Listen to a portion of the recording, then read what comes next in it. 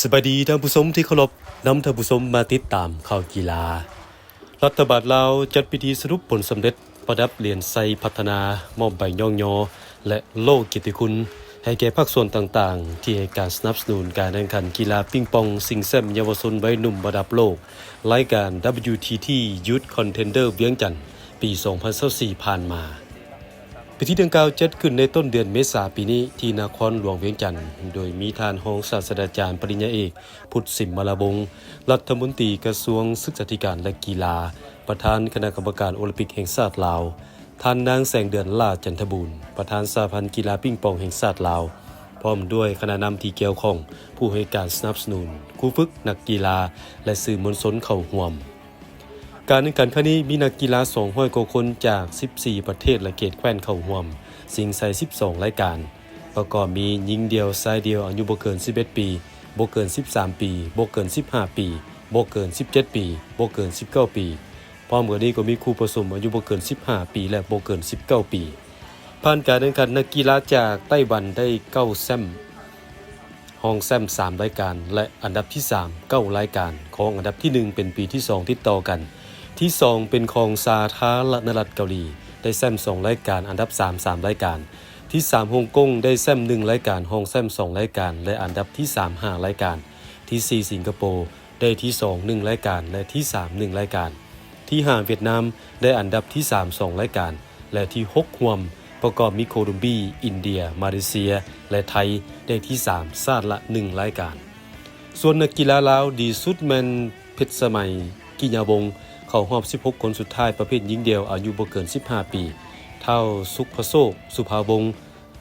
และศูนย์ทลาดวงเดชมีไซเข้ารอบ32คนสุดท้ายประเภทไซเดียวอายุบ่เกิน15ปีพร้อมกันนี้ก็มีเท่าพงศวรรค์แสงมณีกับนางจุติพรศรีสมบูรณ์เข้ารอบ32คู่สุดท้ายประเภทคู่ผสมอายุบ่เกิน15ปีภาพรวมกันเป็นเจ้าภาพครั้งนี้ของสปป.ลาวแม้ได้รับผลสำเร็จอย่างจบงามตามจุดประสงค์และคาดหมายโดยเฉพาะการเป็นเจ้าภาพที่ดีเพื่อต่อยอดสู่การเป็นเจ้าภาพครั้งต่อๆไปหรืองานอื่นๆในอนาคตและการเป็นเจ้าภาพครั้งนี้ก็เป็นการสร้างบทบาทความสามารถของสปป.ลาวในเวทีสากล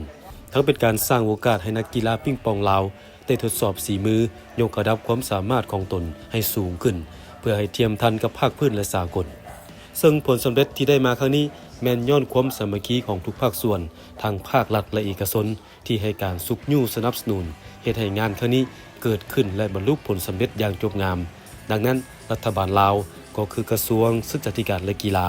จึงมอบเหรียญไซพัฒนาชั้น2ให้แก่บริษัทลาวเวิร์นจำกัดและโรงแรมแลนด์มาร์ครีเวอร์ไซด์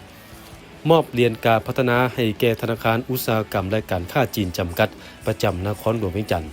บริษัท STS ขาออกขาเข้าจำกัดผู้เดียวและบริษัท TNC พัฒนาบ่อแฮจำกัดพร้อมกันนี้ก็มอบใบย่องยอรัฐบาลให้แก่ท่านนางแสงเดือนล่าจันทบูรณ์ประธานสหพันธ์กีฬาปิงปองแห่งชาติลาวมอบใบย่องยอขั้นกระทรวงศึกษาธิการและกีฬาให้บรรดาบริษัทและภาคส่วนต่างๆที่ร่วมสนับสนุน25ภาคส่วนใบย่องยอจากรัฐมนตรีกระทรวงศึกษาธิการและกีฬา30ท่านและมอบโล่เกียรติคุณให้อีก30ภาคส่วนในปี2025นี้สปป.ลาวก็คือสหพันธ์กีฬาปิงปองแห่งชาติลาวจะสืบต่อเป็นเจ้าภาพจัดการแข่งขันปิงปองระดับสากล2รายการในเดือนสิงหาที่จะมาถึงนี้คือ WTT Youth Contender และ WTT Feeder ปัจจุบันทางสหพันธ์ได้ประสานสมทบกับภาคส่วนเกี่ยวข้องเพื่อเกี่ยมความพร้อมรอบด้านโดยเฉพาะบุคลากรที่จะรับใช้ให้แก่งานและการแก้เกี่ยมนักกีฬาเข้าร่วม